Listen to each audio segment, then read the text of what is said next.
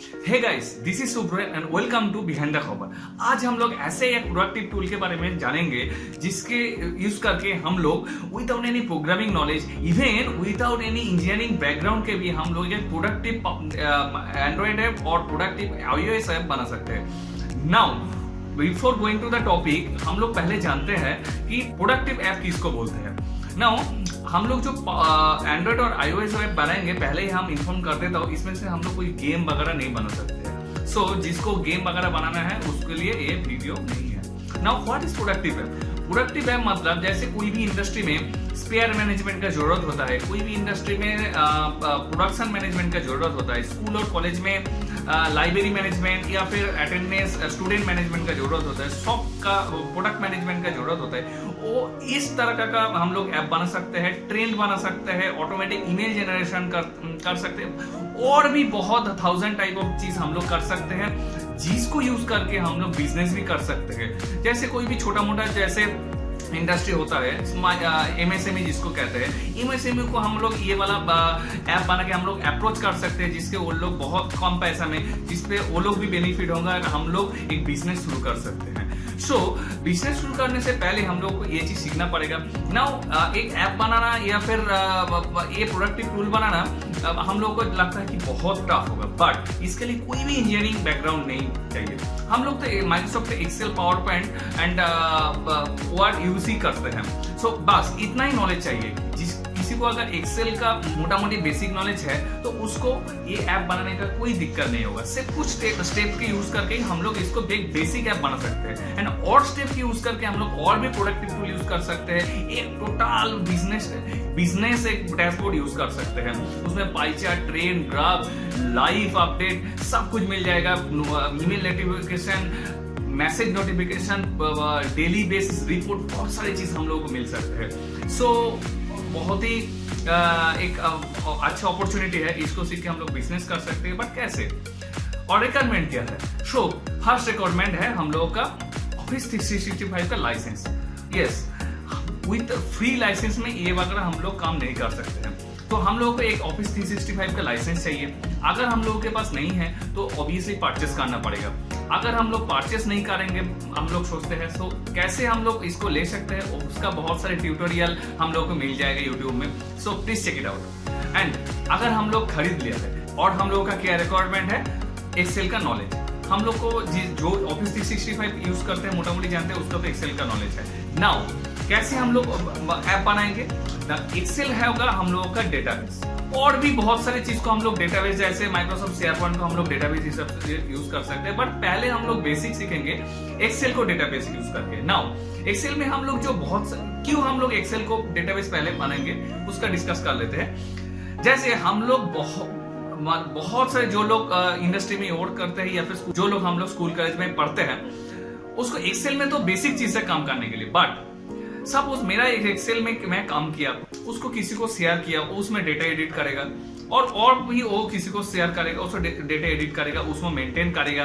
फिर मेंटेन करने के लिए कभी कभी होता है क्या, मैं कुछ डेटा डाल ले जाऊँ, कुछ हो गया, कुछ फॉर्मूला में एरर आ गया, या फिर कभी कभार मिस हैंडलिंग की वजह से इसमें प्रॉब्लम आ जाता है, डेटा इरेज हो जाता है। तो एक एक्सेल रॉ एक्सेल शीट को शेयर करना एक कभी कभी ट्रैवल हो जाता है। सो हम लोग क्या करेंगे, एक्सेल शीट में सपोज कुछ एक डेटा मैनेज करेंगे। डेटा में भी हो सकता है कोई एक टोटल क्लास में जो जितना स्टूडेंट है, स्टूडेंट का डिटेल, रोल नंबर, नेम, कौन कौन का सब्जेक्ट पढ़ता है, उसका नंबर, उसका अटेंडेंस, सब कुछ एक्सेल में हम लोग रखते हैं। नाउ उसको हम लोग एज ए एक्सेल शीट सबको शेयर करेंगे नहीं, अब हम लोग उससे एक ऐप बनाएंगे। ओके, सो हम लोग क्या करने जा रहे हैं, जैसे क्लास है, एक क्लास में नाम क्या होगा, उसका रोल नंबर क्या है, उसका कौन सा सेक्शन है, उसमें कौन कौन सा सब्जेक्ट में कौन कौन सा नंबर उसको मिला है, उसको हमको स्टोर करना है। नाउ हम लोग वो एक्सेल में स्टोर करेंगे, बट थ्रू ऐप। हम लोग एक ऐप बनाएंगे।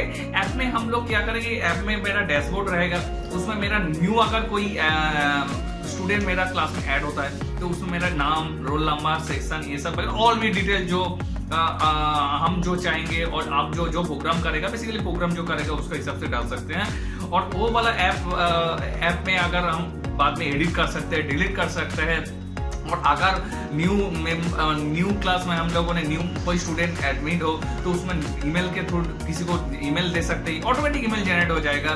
तो उसके बाद जो नंबर हम स्टूडेंट का जो टोटल क्लास का जो नंबर है उसको एक ट्रेन या फिर उसको एक चार्ट, पाई चार्ट, ये सब बना सकते हैं। एंड इसका एक मंथ एंड में एक्सेल रिपोर्ट जनरेट कर सकते हैं, बहुत कुछ कर सकते हैं। एंड ये चीज एक बेसिक चीज है, इसको यूज करके हम लोग इंडस्ट्री के बहुत सारे चीज कर सकते हैं। हम लोग पहले ये जो हमने डिस्कस किया इसको पहले शुरू करते हैं। इसके लिए हम लोगों को क्या चाहिए, कंप्यूटर चाहिए, एक ऑफिस 365 का लाइसेंस चाहिए और एक्सेल का बेसिक नॉलेज चाहिए। तो आइए देखते हैं कैसे ये तीनों चीज यूज करके बिना इंजीनियरिंग बैकग्राउंड के ही हम लोग कैसे इसको स्टार्ट करते हैं। ये वीडियो टोटल 2 पार्ट में होगा। पहले मैं डेस्कटॉप में दिखा देता हूँ कि क्या क्या चीज जरूरत है, कहाँ जाना पड़ेगा और क्या लाइसेंस के बारे में क्या मैं बात कर रहा हूँ, और सेकेंड पार्ट में कैसे हम लोग काम करेंगे उसके बारे में डिस्कस करते हैं। So let's start.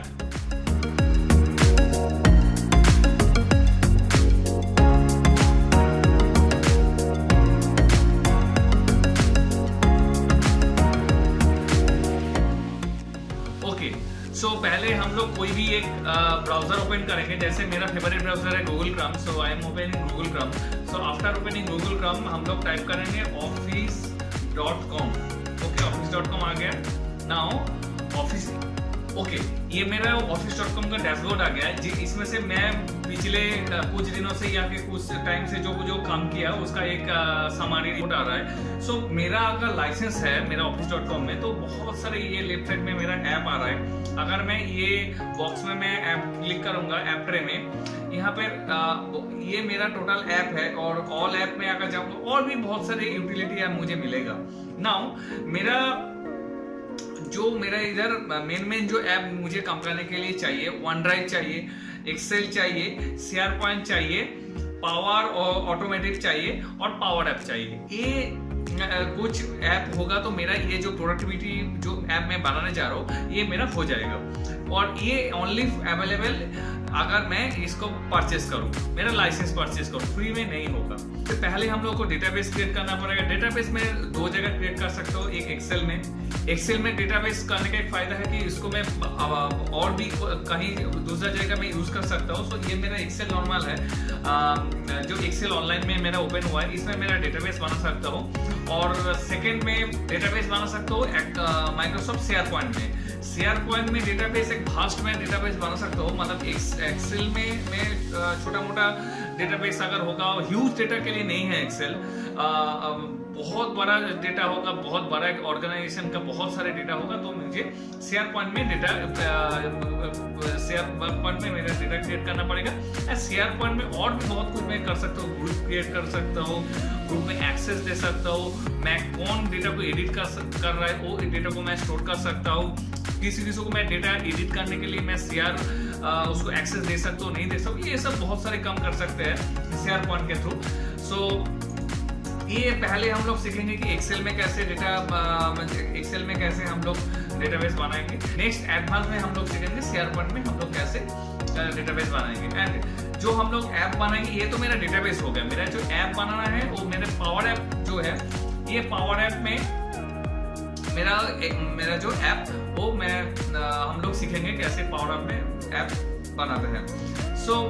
अगर मैं एक ऐप का एग्जांपल दूं जो कैसे हम लोग ऐप बनाएंगे, तो मैं बहुत सारे ऐप बनाया हूँ, तो उसमें से वन एग्जांपल मैं दे रहा हूँ। जैसे एस्तर टेस्ट 1 बोल के DWM टेस्ट, सेंट्रल मेंटेनेंस डेल, मेंटेनेंस पोर्टल, ये सब ऐप मैं बनाया हूँ। जैसे एस्तर टेस्ट 1 अगर मैं ऐप खोलता हूँ, ये मेरा ऐप बना मोबाइल व्यू में, ये मैं कंप्यूटर या फिर टैबलेट व्यू में भी बना सकता हूँ।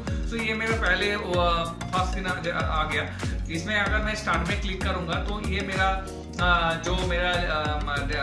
जो डेटाबेस का लिस्ट है, एक लिस्ट है, मेरा लिस्ट आ गया। इसमें से बहुत सारी चीज मैं सर्च कर सकता हूँ। जैसे मेरा नाम अगर सर्च करता हूँ तो मेरा सर्च रिजल्ट आ गया बहुत सारे, और मैं इधर सॉर्ट कर सकता हूँ, नया डेटा इंसर्ट कर सकता हूँ, रिफ्रेश कर सकता हूँ। अगर मैं इसमें क्लिक करूंगा तो ये जो है जैसे class name, roll number, section, कितना नंबर उसको मिला है, और ये सब मैं डाल सकता हूँ और अप्रूव रिजेक्ट भी कर सकता हूँ। कि सपोज दूसरा कोई डेटा डाल रहा है एंड कोई टीचर को मैं एक्सेस दे दूंगा कि उसको अप्रूव करने के लिए, तो ये भी सिस्टम हो सकता है। अगर मैं गलत डेटा इसमें दे दिया तो इसमें एडिट बटन में जाके मैं एडिट कर सकता हूँ डेटा एंड न्यू डेटा डाल सकता हूँ इसमें, और भी बहुत सारी चीज कर सकता हूँ।